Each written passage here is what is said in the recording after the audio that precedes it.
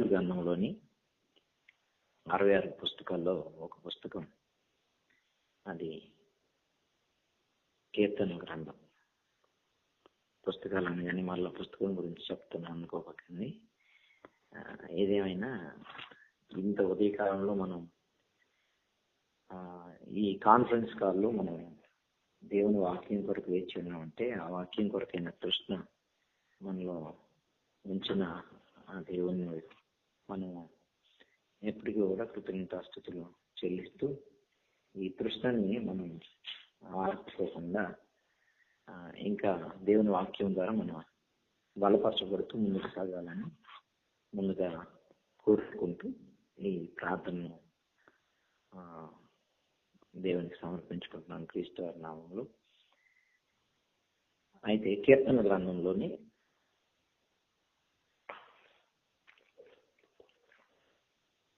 6వ కీర్తన మనం చదువుకొని దాని నుండి కొన్ని విషయాలు మనం నేర్చుకోవడానికి ప్రయత్నం చేద్దాం. కీర్తన గ్రంథంలో నుండి 150 కీర్తనలో ఒక కీర్తన, అది 6వ కీర్తన. ఒకసారి నాకు మొత్తం కీర్తన ఒకసారి మనం చదువుదాం. నా దగ్గర పవర్ పోయింది, సో చదివి సహాయం చేయగలిగితే ఒకసారి ఓవరాల్ అన్ని కీర్తన మొత్తం ఒకసారి చదువుకుందాం సహోదరులు. 6వ కీర్తన కదా?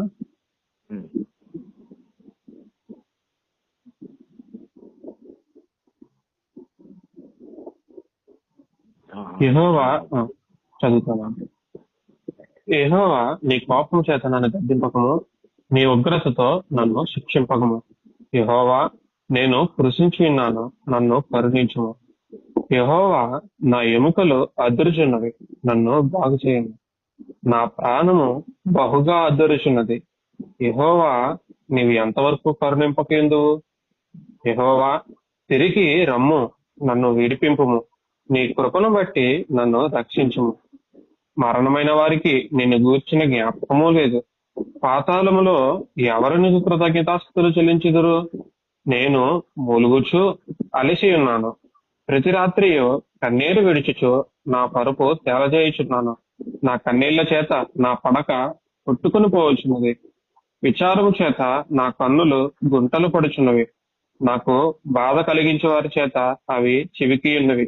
యెహోవా, నా రోదన ధ్వని విని ఉన్నాడు. పాపము చేయవారులారా, మీరందరూ నా యొద్ద నుండి తొలగిపోవడి. యెహోవా నా విన్నపము ఆలకించి ఉన్నాడు. యెహోవా నా ప్రార్థన అంగీకరించును.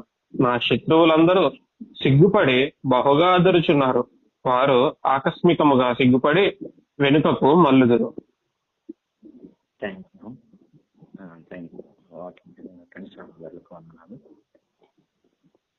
కీర్తన గ్రంథంలో నుండి 6వ కీర్తన మనం చదువుకున్నాం. ఈ 6వ కీర్తనలో మొత్తం 10 వచనాలు మనం గమనిస్తున్నాం. ఈ 10 వచనాలు మనం ధ్యానించుకునే ముందుగా మనం చదువుతున్నప్పుడే బైబిల్ మనం కీర్తననే కాదు కానీ ఏ పోర్షన్ అయితే మనం చదువుతున్నామో ఆ పోర్షన్ యొక్క రచయిత, మాట్లాడుతున్న వ్యక్తి ఎవరైతే ఉన్నారో ఆ వ్యక్తి ఏ ఇంటెన్షన్లో, ఏ మూడ్లో అయితే ఉన్నాడో ఆ ఇంటెన్షన్లోనికి మనం వెళ్ళగలిగితే ఇంకొంచెం మనం కూడా ఆ ఫీల్ని, ఆ అనుభూతికి కొంచెం దగ్గర అయ్యే అవకాశం ఉంటుంది. సో బైబిల్ చదివేటప్పుడు మనం అలా అర్థం చేసుకోవడానికి అదే సిచ్యువేషన్లో కూడా మనం వెళ్ళగలిగితే మరింత డెప్త్ని దానిలోంచి మరింత గ్రహించుకోవడానికి అవకాశం ఉందనేది మనం చిన్నగా జ్ఞాపకం చేసుకుందాం. సహజంగా ఆలోచన చేసినప్పుడు ప్రస్తుతం ఈరోజు మనం క్రైస్తవ సమాజం మొత్తం, అంటే ఓవరాల్ ప్రపంచవ్యాప్తంగా ఉన్న క్రైస్తవ సమాజాన్ని మనం పరిశీలించినప్పుడు ఇదొక ఏమంటారు, శ్రమల దినాల సంథింగ్ లెంట్ డేస్ అని చేస్తూ ఒక ఆనవాయితీ అనేది రన్నింగ్ అవుతుంది. సో ఏదేమైనా క్రైస్తవ సమాజంలో ఈ లెంట్ డేస్కి ముందు ఏదైతే యాష్ వెన్స్డే భస్మ బుధవారం ఏదైతే ఉందో ఆ స్టార్టింగ్ డేలో ఈ కీర్తనని చదువుకునే ఒక అలవాటు అనేది క్రైస్తవ సమాజంలో ఉన్నట్టుగా నేను ఒక చోట చదవడం జరిగింది. ఇది ఇన్ఫర్మేషన్ కోసం మాత్రమే. సో ఏంటి ఈ కీర్తన నుండి మనం ఏం నేర్చుకోవచ్చు, అసలు రచయిత యొక్క ఈ కీర్తన ఎవరైతే రాస్తున్నారో ఆ కీర్తనకారుడి యొక్క ఇంటెన్షన్ ఏంటి, తన యొక్క ప్రార్థన ఏంటి. ఈ కీర్తన మనం చదువుతున్నప్పుడు ఆయన ప్రార్థన చేస్తున్నట్టుగా కనపడుతుంది. అది ఎలాంటి ప్రార్థన అంటే బాధ, ఇంకో పదం వాడాలంటే వేదన, ఇంకా స్ట్రాంగ్ గా పెంచాలంటే ఆవేదన. బాధ, వేదన, ఆవేదనతో ఆయన ప్రార్థన ప్రారంభించి చివరిగా బలమైనటువంటి నిశ్చయత,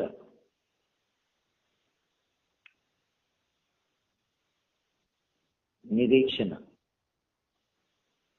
కలిగి తను జవాబు పొందుకున్నంత ఆయన ప్రార్థన దేవుడు అంగీకరించాడు అన్న ఒక బలమైన దృఢ నిశ్చయంతో క్లోజ్ అయినటువంటి కీర్తనగా మనం దీన్ని చూడవచ్చు. సో ప్రధానంగా 2 భాగాలను మనం గమనించగలిగితే మొదటి వచనం నుండి 7 వచనాల వరకు మొత్తం దావీదు గారి యొక్క ప్రార్థనగా మనకి కీర్తన కనపడుతుంది. మొదటి వచనం నుండి 7 వచనాల వరకు. ఇక 8వ వచనం నుండి 10 వచనాల్లో దేవుడు నా ప్రార్థన ఆలకించాడు అనే కాకుండా మనం ఏదైతే బాధ, వేదన, ఆవేదన అనే పదాలు వాడామో దానికి దగ్గరగా రోదన ధ్వని అనే పదం చూస్తే ఈ పదం మనం ఇంకా బాగా గట్టిగా వాడుకునే అవకాశం ఉంటుంది. రోదన ధ్వని అనేది మొదటి నుండి 7 వచనాల వరకు దావీదు గారు చేశాడు. 8వ వచనంలో దావీదు గారు ఆయన రోదన ధ్వనిని దేవుడు విని ఉన్నాడు అని ఆయన చెప్తున్నాడు. నా రోదన ధ్వని దేవుడు విన్నాడు అని ఆయన ఒక నిర్ణయానికి వచ్చి ఇప్పుడు ఆయన ఏం చేయాలో అది చేస్తున్నాడు. దాని ముందుగా మనం ఈ కీర్తన మొదటి వచనం నుండి 7 వచనాల భాగంలో ఆయన రోదన ధ్వని, ఆయన ఆవేదనను ఎలా దేవునికి వ్యక్తపరిచాడు అని స్టెప్ బై స్టెప్ మనం చూడగలిగితే మొదటి 7 వచనాల్లో మరలా మనం కొన్ని విషయాలు మనం గ్రహించుకోవడానికి ప్రయత్నం చేద్దాం. అందులో మొదటి వచనం మనం ఒకసారి చదువుతున్నాం. యెహోవా నీ కోపము చేత నన్ను గద్దింపకుము, నీ ఉగ్రతతో నన్ను శిక్షింపకుము. ఈ మొదటి వచనాన్ని మాత్రమే ఒకసారి ఆలోచన చేద్దాం. ఎగ్జాక్ట్ గా ఈ కీర్తన మనం చదువుతున్నప్పుడు దావీదు గారు ఏ సందర్భంలో రాశారు ఈ కీర్తన, ఎలాంటి పరిస్థితుల మధ్య కీర్తన రాశాడు, ఏ సిచ్యువేషన్ లో ఆయన ఉన్నాడు అంటే సహజంగా కొన్ని కీర్తనలు మనం చదువుతున్నప్పుడు అది ఏ సందర్భంలో రాయబడిందో మనకు క్లియర్ గా కనబడుతుంది. కొన్ని కీర్తనల పైన దావీదు గారు ఈ సందర్భంలో ఈ కీర్తన రాశాడు, మరొక సందర్భంలో ఈ కీర్తన రాశాడని మనకు కనబడుతుంది. మనకు బెస్ట్ ఎగ్జాంపుల్ మనకు తెలిసిన కీర్తన 51వ కీర్తన. అది బస్సుగా గారు ఎందుకు దావీదు గారు వెళ్ళినప్పుడు నాతన్ గారు హెచ్చరించిన పరిస్థితుల మధ్య కీర్తన రాశాడు అనేది మనకు అక్కడ క్లియర్ గా మెన్షన్ చేయబడుతుంది. అలాగే కొన్ని కీర్తనల పైన మనకి ఇలాంటి మెన్షన్ కనపడుతుంది, ఏ సందర్భంలో ఈ కీర్తన రాయబడింది అని. మరి ఈ కీర్తన ఏ సందర్భంలో రాశాడు? రాగం అయితే మెన్షన్ చేయబడింది కానీ తాళం అయితే మెన్షన్ చేయబడింది కానీ, అంటే ఏ ఇన్స్ట్రుమెంట్ పై ఈ కీర్తన పాడొచ్చు, ఎవరికి ఏ ప్రధాన గాయకునికి అంటే ఏ గాయకునికి, ఆ గాయకుల్లో ఏ ప్రధాన గాయకునికి అని చెప్పి మెన్షన్ చేయబడిందో మనకు కనపడుతుంది. కానీ ఎగ్జాక్ట్ గా ఏ సందర్భంలో ఈ కీర్తన రాయబడింది అనేది మనకు అంత స్పష్టతనే కనుక తెలియకపోయినా ఈ కీర్తన యొక్క ఇంటెన్షన్ లో మాత్రం క్లియర్ గా మనకు ఒక విషయం కనపడుతుంది. దావీదు గారు ఖచ్చితంగా దేవుని యొక్క గద్దింపు, దేవుని యొక్క శిక్షను కోరుకోవడం లేదనేది క్లియర్గా కనపడుతుంది. దేవుని గద్దింపు, దేవుని యొక్క శిక్ష ఎప్పుడు దేవుడు గద్దిస్తాడు? ఎప్పుడు దేవుడు శిక్షిస్తాడు? అసలు దేవుడు గద్దిస్తాడా? దేవుడు ప్రేమమయుడు కదా, దేవుడు కరుణామయుడు కదా, దేవుడు కనికర పూర్ణుడు కదా, దేవుడు కృప కలిగిన దేవుడు కదా. అలాంటి దేవుడు శిక్షించే పరిస్థితి ఉంటుందా అని ఆలోచిస్తే, ప్రేమ కలిగిన ప్రతి ఒక్కరూ ఖచ్చితంగా ప్రేమించిన వారిని గద్దిస్తారు. అది మనకు అర్థమవుతుంది. ఒకవేళ వింటున్న మనలో తల్లిదండ్రులు అయిన వారు ఉంటే పిల్లల్ని గద్దించిన సందర్భాలు ఉంటాయి. ఎప్పుడు, దేనికి, ఆ గద్దింపులో ఏముంది అనేది క్లియర్గా మనకు తెలిసిన విషయం అయితే, అదే విషయాన్ని లేఖనం ద్వారా కూడా దేవుడు రాయించాడు. హెబ్రీయులకు రాసిన పత్రికలో ఉంటుంది కదా, కుమారులైన వారందరూ శిక్షింపబడతారు లేదా గద్దింపబడతారు. అది దేవుడు ప్రేమించే వారిని గద్దిస్తున్నాడు అనేది కనపడుతుంది.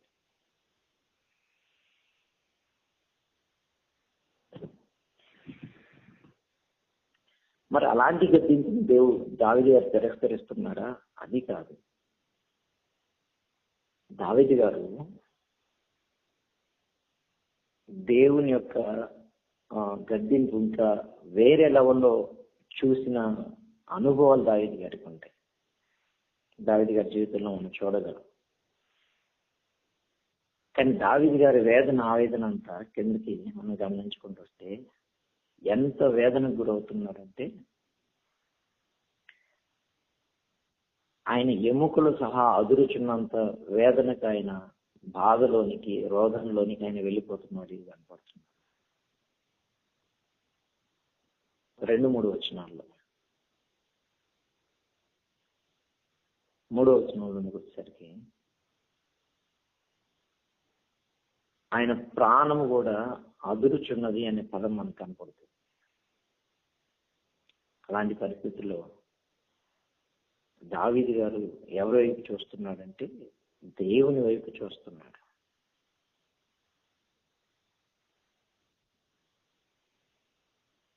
దేవుణ్ణి అడుగుతున్నాడు, ఎంతవరకు దేవా నీవు ఎంతవరకు కరుణింపకయిందు అని అడుగుతున్నాడు.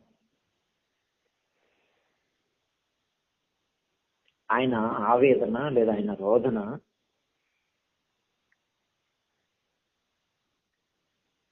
ఎంత వరకు ఆయన జారిపోయాడంటే,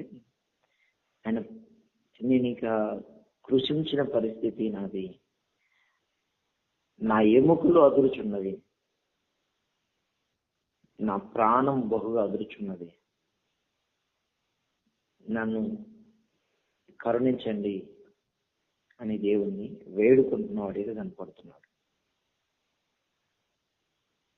4వ వచనంలో, 4-5 వచనాల్లో మరి 2 విషయాల్ని మనం గమనించగలం. 4-5 వచనాల్లో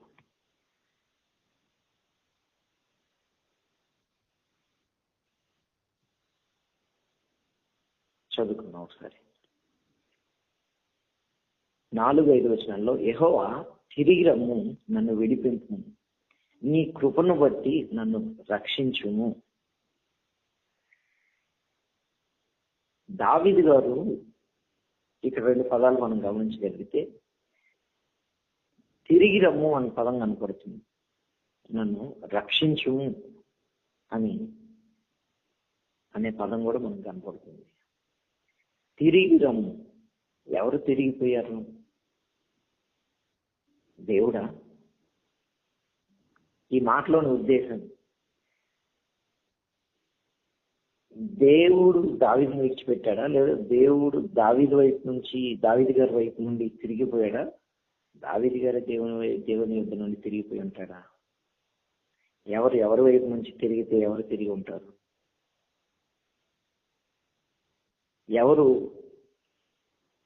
ఎవరికి దగ్గర అయ్యారు మొదటిగా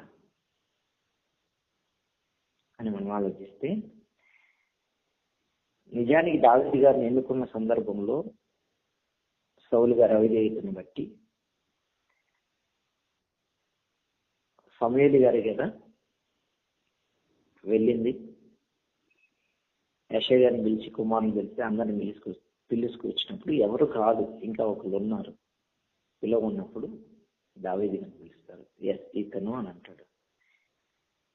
ఇది దేవుని ఏర్పాటులో దావీదు గారిని దేవుడు చూజ్ చేసుకున్న వాడిగా కనపడుతున్నారు. దేవుడే దావీదు గారి వైపు తిరిగి దావీదు గారిని ఏర్పాటు చేసుకున్న దేవుడిని మనం అక్కడ చూస్తున్నాం.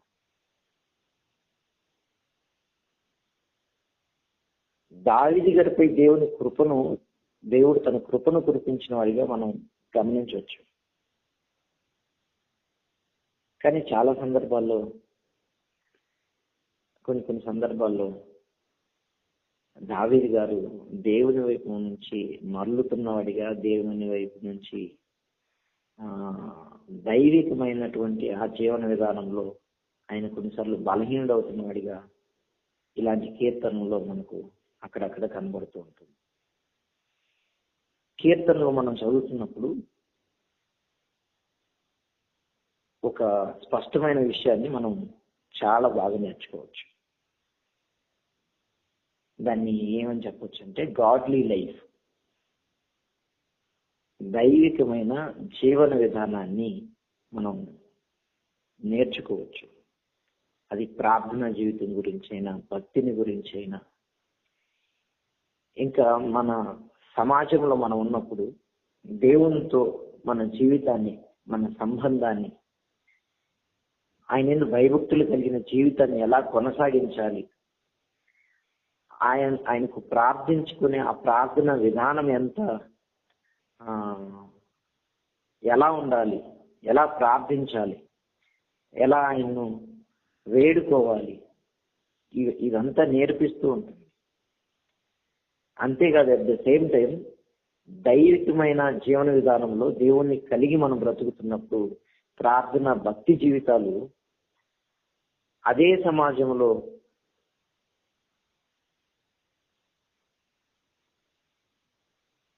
తోటి సమాజంతో కూడా మనం ఎలా మన జీవన విధానాన్ని కలిగి ఉండాలో కూడా నేర్పిస్తూ ఉన్న కీర్తనను మనం గమనించవచ్చు. ఓవరాల్ గా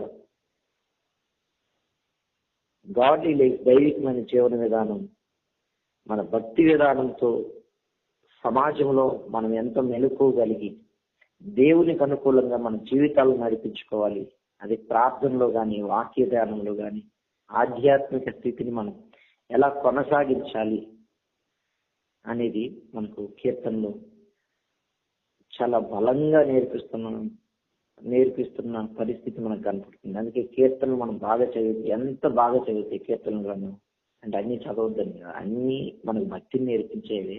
కానీ కీర్తనలు మనం చదువుతున్నప్పుడు భక్తుల యొక్క అనుభవ జీవితాలు మనకి ఇంకా ఒక మంచి ప్రేరణ ఇచ్చేవిగా కనపడుతుంది, మంచి మోటివేషన్ ఇచ్చేవిగా కనపడుతూ ఉంటాయి.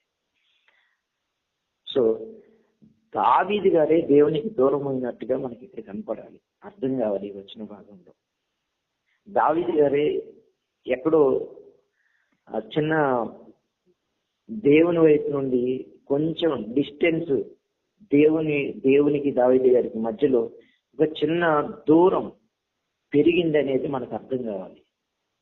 దాన్ని దావీదు గారు గమనించాడు. డిస్టెన్స్ పెరుగుతుంది, అనేది దావీదు గారు గమనించాడు. ఆ దూరంలో నుండి వచ్చిందే ఈ రోదనధ్వని. అందుకే దేవునికి ఆయనను నమ్ముకున్న మనకు దూరం ఎప్పుడు ఉండకూడదు, దగ్గర ఉండాలి. అందుకే దేవుడు ఈ భూమి మీద ఆయన సంఘాన్ని, ఆయన రాజ్యాన్ని క్రీస్తు ప్రభుల వారి పునరుత్థానం ద్వారా ఎస్టాబ్లిష్ చేశాడు. నూతన నిబంధన ద్వారా ఆయన రాజ్యాన్ని స్థాపించాడు అనేది మనకు అర్థమవుతుంటుంది.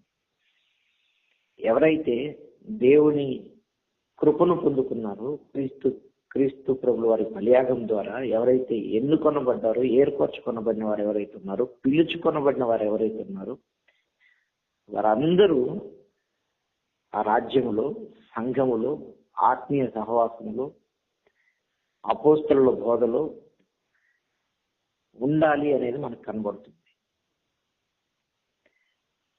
అలా మన జీవితాన్ని ఎప్పుడైతే నడిపించుకుంటూ ఉంటాము, వాక్యముతో, ప్రార్థనతో, ఆత్మ సంబంధికులు ఎవరైతే ఉంటారో వారితో సహవాస జీవితం మనం ఎప్పుడైతే కలిగి ఉంటామో అప్పుడు దేవునికి మనం దగ్గరగా ఉండే పరిస్థితి ఉంటుంది.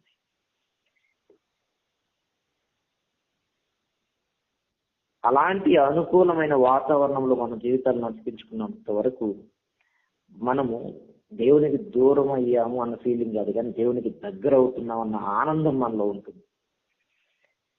కానీ అలాంటి వాతావరణాన్ని మనం కోల్పోతే అయ్యో నేను దేవునికి దూరం అవుతున్నాను అన్న బాధ, దాన్ని కొంచెం ఇంకా ఆ డిస్టెన్స్ మనం పెరుగుతున్నప్పుడు ఆ ఆవేదన మరింతగా ఎక్కువ అవుతుంది. ఒక రకంగా అలాంటి ఆవేదనే మనకి ఈ కీర్తనలో మనకు కనబడుతూ ఉంటుంది. ఎంతగా అంటే తన ప్రాణము కూడా అదురుచున్నంత, తన ఎముకలు కూడా అదురుచున్నంత ఆవేదనతో నేను ఇంతగా దేవునికి దూరం అయ్యే పరిస్థితి వచ్చిందా, ఇలాంటి పరిస్థితిలో నేను కనుక ముందుకు సాగితే దేవుడు నన్ను గద్దిస్తాడు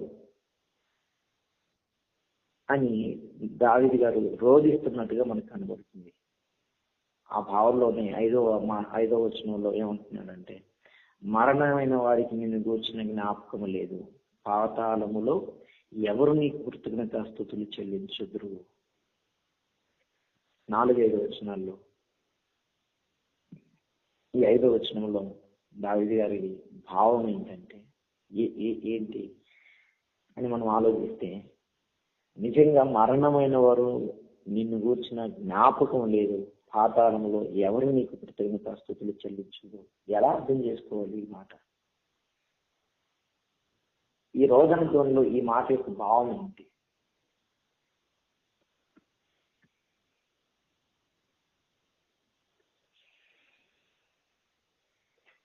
పాతాళము గురించి, పరలోకము గురించిన అవగాహన పాత నిబంధనలో ఎంతవరకు ఉంది?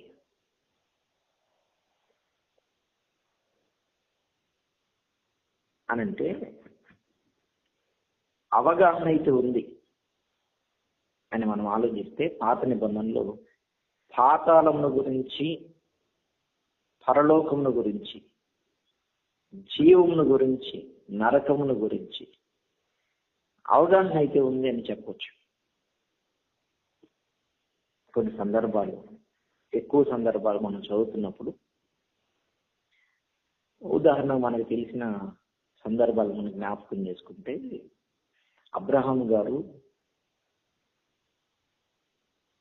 ఆయనకు వాగ్దానం చేయబడిన వాగ్దాత దేశంలో పరవాసిగా ఉన్నాడు, పునాదులు కలిగిన పట్టణం కొరకు ఆయన గుడారాల్లో ఉన్నాడు అనేది మనకు కొత్త నిబంధనలో కనబడుతుంది. ఈ వాక్యం హెబ్రీయులకు రాసిన పత్రికలో అంటే దావీదు గారికి ఇక్కడ అబ్రహాం గారికి ఒక అవగాహన కనబడుతుంది, పునాదులు కలిగిన పట్టణం ఒకటి ఉంది అన్న అవగాహన ఉంది.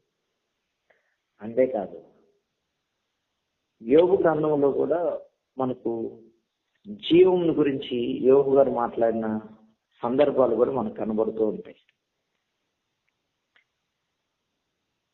ఒకసారి ఆ వచనం చదువుదాం. యోగు గ్రంథం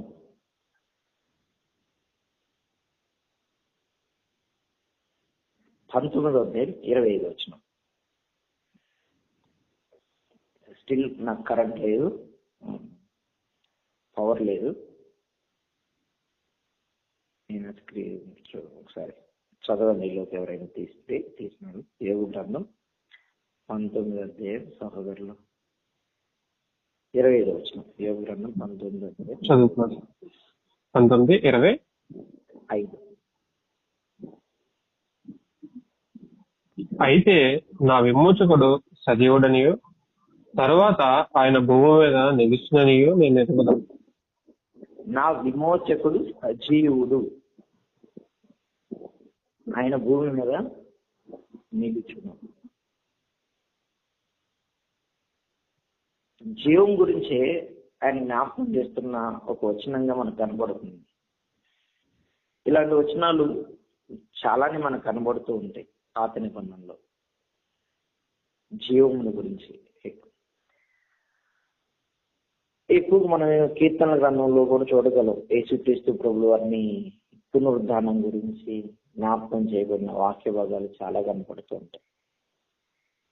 కానీ క్రొత్త నిబంధనకు వచ్చేసరికి జీవాన్ని వెలుగులోనికి, మరణాన్ని జయించి జీవాన్ని వెలుగులోనికి తెచ్చి పరలోకం ఉంది అని నిరూపించిన యేసుక్రీస్తు ప్రభువు అని మనం చూడగలం. తిమోతి గారికి రాసిన 2వ పత్రిక 1వ అధ్యాయం 10వ వచనం.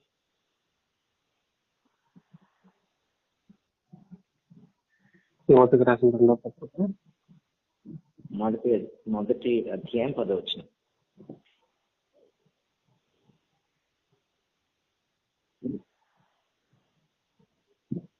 క్రీస్తు యేసును మన రక్షకుల ప్రత్యక్షత వలన బయలుపరచబడినదియోనైనా తన కృపను బట్టి మనలను రక్షించి పరిశుద్ధమైన పిలుపుతో ఆయన మనలను పిలిచింది. ఆ క్రీస్తు యేసు మరణమును నిరర్ధకం చేసి జీవమును అక్షయతను సువార్తలను వెలుగులను మరణమును నిరర్ధకము చేసి జీవమును అక్షయతను యేసుక్రీస్తు ప్రభువు వారు వెలుగులోనికి తెచ్చిన వాడిగా మనకు కనబడుతున్నాడు. పాతాళం గురించి లేదా నరకమును గురించి, జీవమును గురించి, పరలోకమును గురించి అవగాహన మనకు పాత నిబంధనలో కనబడుతున్న ఒక పరిపూర్ణంగా వాటిని వెలుగులోనికి తెచ్చి ఎస్ జీవం ఉంది అని, పరలోకం ఉంది అని నిరూపించిన వాడు యేసుక్రీస్తు ప్రభువు వారు. వెలుగులోనికి తీసుకొచ్చిన వాడు యేసుక్రీస్తు ప్రభు. వెలుగులోకి తీసుకొచ్చిన యేసుక్రీస్తు ప్రభువు అని మనం కొత్త నిబంధనలో క్లియర్ గా చూడగలం.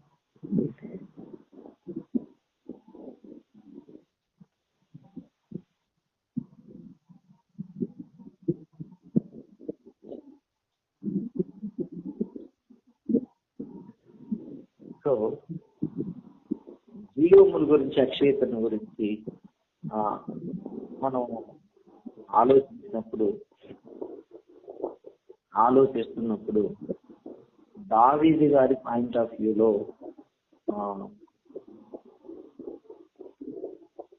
కొంతవరకు మనం ఆలోచిస్తే వాక్య భాగంలో 5వ వచనం కీర్తన గ్రంథం 6:5.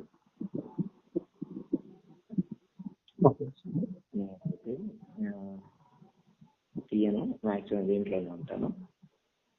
మరణమైన వారికి నేను కూర్చున్న జ్ఞాపకం లేదు, పాతాళంలో ఎవరు నీకు కృతజ్ఞతాస్తుతులు చెల్లించదు. ఎవరు నీకు కృతజ్ఞతాస్తుతులు చెల్లించదురు?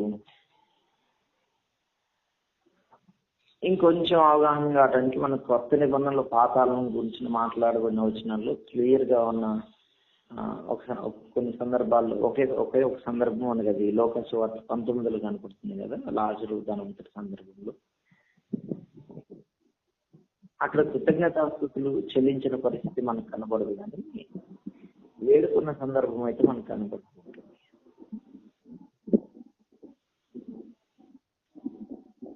సో దీన్ని నేను వివరించడం కంటే మనకు దావీదు గారి ఇంటెన్షన్ లో ఒకటే. సమాధుల్లో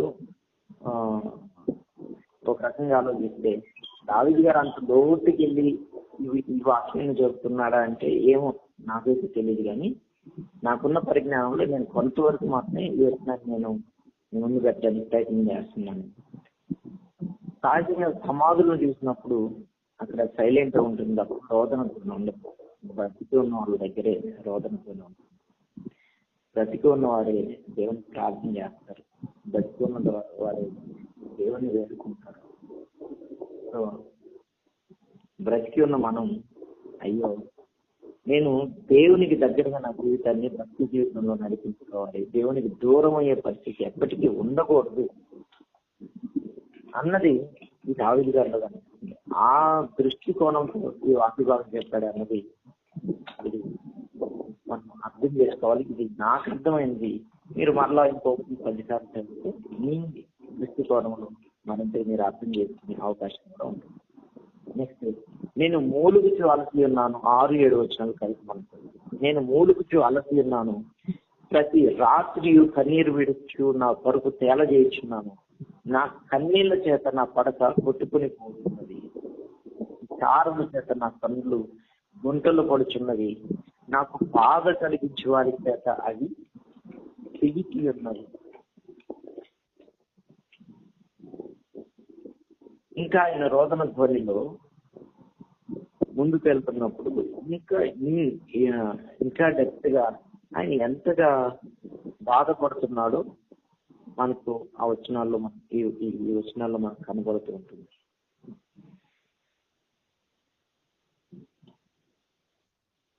ఎంతగా ఆయన బాధపడుతున్నాడు అనేది మనకు కనబడుతుంది. అలసి ఉన్నాను, మూలుగుచు అలసి ఉన్నాను. అయ్యో నేను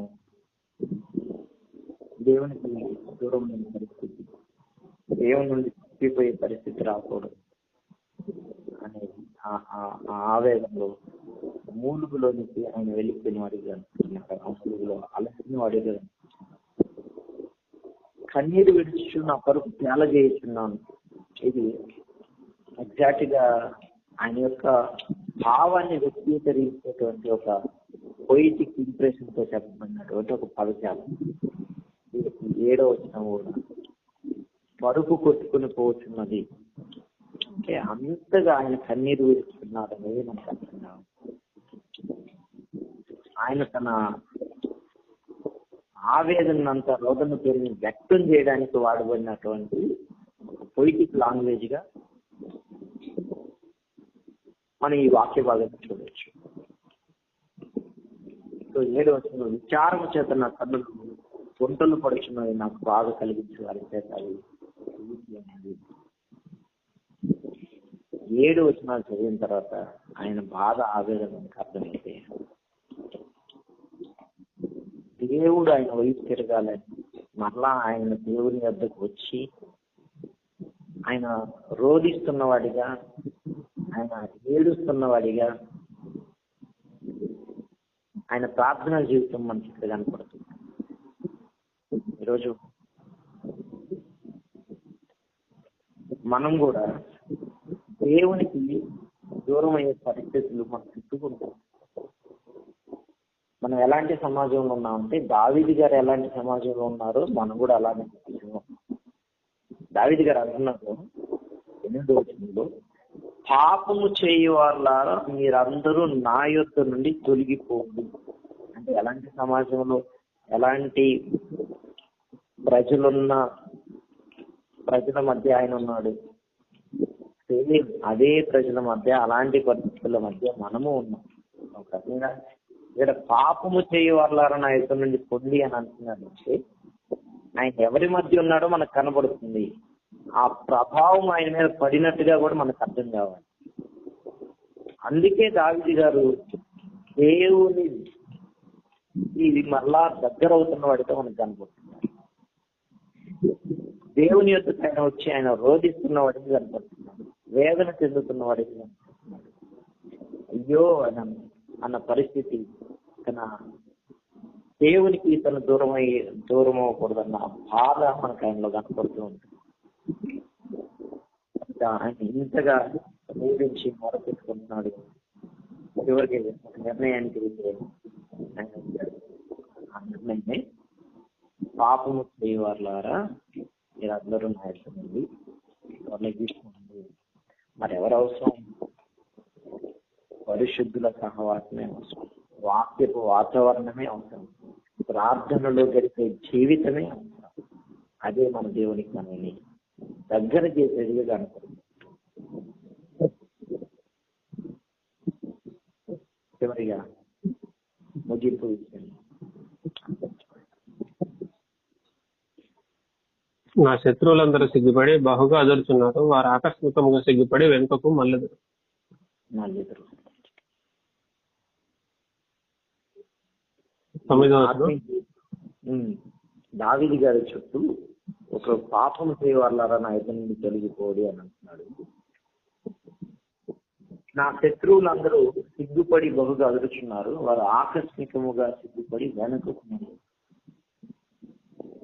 దేవుడు తోడై ఉన్నప్పుడు ఎవరు మనకు విరోధులు వారు మన శత్రువులైనా వారు మరలా సిగ్గుపడి పెరిగిపోయే పరిస్థితి ఉంది. దావీదు గారి ధైర్యమైన తన జీవితంలో మనకు కనపడుతున్న సత్యంగా కనపడుతుంది. 3 విషయాలు.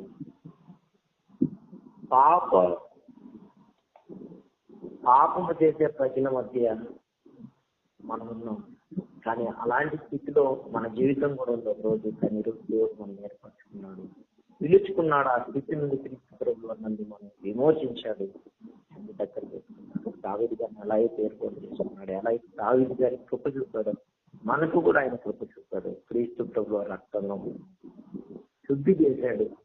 ఆయన రాజ్యముగా సంఘముగా మనం నిలవబెట్టాడు. ఆయనకు మనం దగ్గర చేసుకున్నాడు. ఒకప్పుడు దూరం, కానీ ఈరోజు సమీపస్తులు అయ్యాం క్రీస్తు ప్రభువు రక్తం ద్వారా. ఆ సమీపత్వాన్ని మనం కొనసాగించాలంటే ఈ విధంగా ప్రార్థన, వాక్యము, ఆత్మీయ సహవాసం అనే బంధముకు మనం ముడిపోయినప్పుడు మన జీవితాన్ని మనం దేవునికి దగ్గరగా ఉన్నామని మన ఆత్మని మనకు చెప్తూ ఉంటుంది, మన మనసే మనకు చెప్తూ ఉంటుంది. ఇలాంటి పరిస్థితి మనకు ఎప్పుడైతే దూరం అవుతుందో అప్పుడే మన మనసు చెప్తుంది, పరిశుద్ధాత్మ మనం ప్రేరేపిస్తుంటాడు. దూరం అవుతున్నప్పుడు దగ్గర అవడానికి ప్రయత్నించి అనేది దేవుడు మనకు నేర్పిస్తున్నటువంటి పాఠం. ఇది నాకు దేవుడు ఇచ్చినటువంటి పరిజ్ఞానంలో నేను అర్థం చేసుకున్నది నేను. సో ఈ విధంగా నేను ఇప్పుడు మనందరం కూడా దేవునికి దూరస్తులు అవ్వకుండా దగ్గరగా సమీపంగా ఉండడానికి ఏ విధమైన వాతావరణంలో ఆత్మీయులతో